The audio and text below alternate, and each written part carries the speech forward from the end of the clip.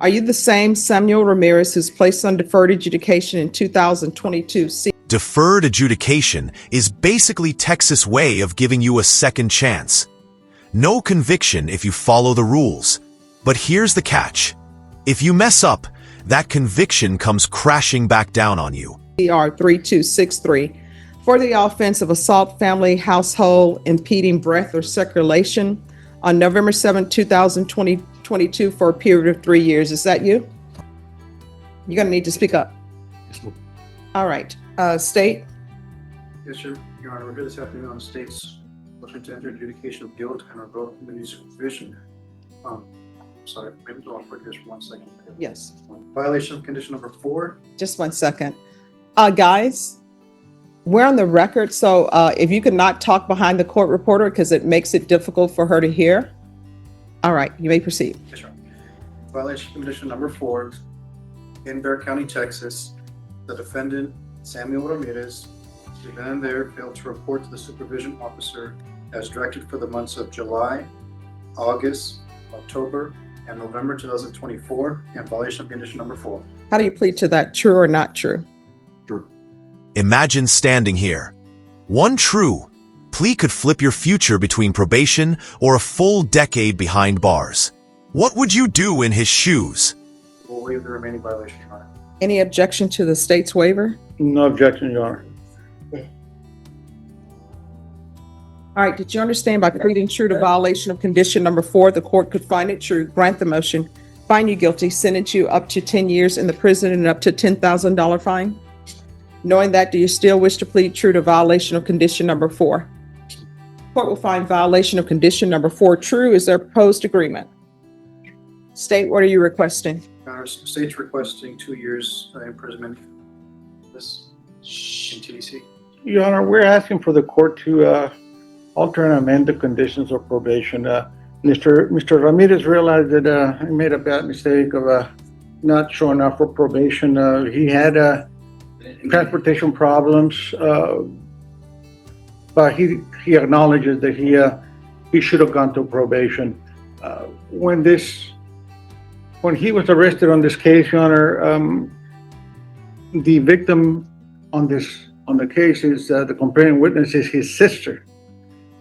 He was living with his sister and his mom. After this incident, he moved out and went to live with his dad, which mom and dad are divorced. And that was kind of one of the problems that arose, Your Honor, which Mr. Ramirez has mental health issues. I believe that he was scheduled to have a MEC evaluation, which I don't think ever took place. The family confirms that there's serious mental health issues. Mr. Ramirez has problems holding a job. However, Mr. Ramirez, which he's in court here with Mrs. Ramirez, they're separated, they're divorced, but they're both here. He has What is his Wait, did he just say communication unavailable? That's not even an excuse. It sounds like a bad Wi-Fi error message. Judges don't buy. I lost my cell signal when your freedom's on the line. relationship with Amanda Ramirez? brother and sister. Okay. And she doesn't want him to go to prison. None of the parents want him to go. So why is he not reporting? You want to raise your right hand? Do you solemnly swear and affirm the testimony you give will be the truth and nothing but the truth, so help you God? Yes, ma'am. You can lower your hand, state your name for the record. Samuel Ramirez. Why are you not reporting? I had communication unavailable. I'm sorry, what? I had communication unavailable. What do you mean you had communication unavailable? Just cellular communication unavailable. I'm sorry, what? Cellular communication unavailable.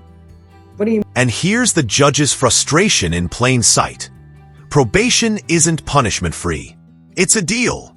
If you don't check in, do your hours, or take classes, the court has every legal right to revoke it. mean? You did not have a cell phone? So why didn't you report to probation and let them know? You could have got on the bus and went to probation. No, I'm trying to figure out why I shouldn't revoke you. What have you done since you've been on probation? Then No, have you done anything? Let's start with this. All right, we know you didn't report because you said you did. Have you had employment? No, but I've been searching. I'm sorry, what? No, but I've been searching for employment. All right, so that's been since 2022. So you haven't had employment since 2022 and you've been searching for employment? All right. Did you do any of your community service hours? Yes, ma'am. So you've done some community service hours, or you go somewhere and you work for free. You've done that? I believe it was paid. All right. Did you pay that because you didn't have employment? Who paid that for you? Oh, All right. So did you complete the hostility and aggression course? Did you abide by field visits? no, in person. Oh, So- is it input visits? Field visits, Yes. that's where people come out to your house. No, I mean, did probation come out to your house and visit you? All right. So, I mean, he hasn't done anything since 2022 and it's 2025. And I think it goes back to the mental health issues, Your Honor. Well, I mean, how can anybody help him if he doesn't show up to be helped? Yes, well, Your Honor, additionally, at the beginning of this month, we picked up 2 new charges there at large in unindicted cases for assault, choking, second, and aggravated assault with a deadly weapon. The complainant, the alleged victim on that incident, Your Honor, is Mr. Ramirez. He decided he doesn't want to file any charges against his own son. He doesn't want him to go to prison either. Well, He's in court here also this morning. He's been here this morning, all morning. all right, I'll hear from his father, but my problem is he hasn't done anything. Nobody can help somebody if they don't even do the minimum, and the minimum is This is heartbreaking. His own father is painting a picture of a son slipping away mentally. What do you think? Should family loyalty outweigh the risk he poses to others? showing up, and he hasn't done anything on probation. And maybe part of the problem is the family, instead of having him do his community service hours, they're paying for it. I mean, if you want to call him as a witness, I'll keep an open mind and listen to him. I'm not trying to say defense is not being truthful. We can't verify as well ourselves on our end who the victims of those cases are, because the cases being so new, they're not. Oh, no, that's fine. I just want to, if he wants to come and testify, I'll call Mr. Ramirez to the, all right. Hello. Can you raise your right hand for me, please? Do you solemnly swear or affirm the testimony you give will be the truth, that nothing but the truth, so help you God? I do. I'm a little hard of hearing also. Okay, no problem. You can lower your hand if you'll state your name for the record. Efren Ramirez. All right, what do you want to tell me about your son? He's been a good son until a couple of years ago when he started changing, isolating himself, not talking to friends, not talking to family, not going out, not communicating. I miss my son, but he used to be. And he's not there.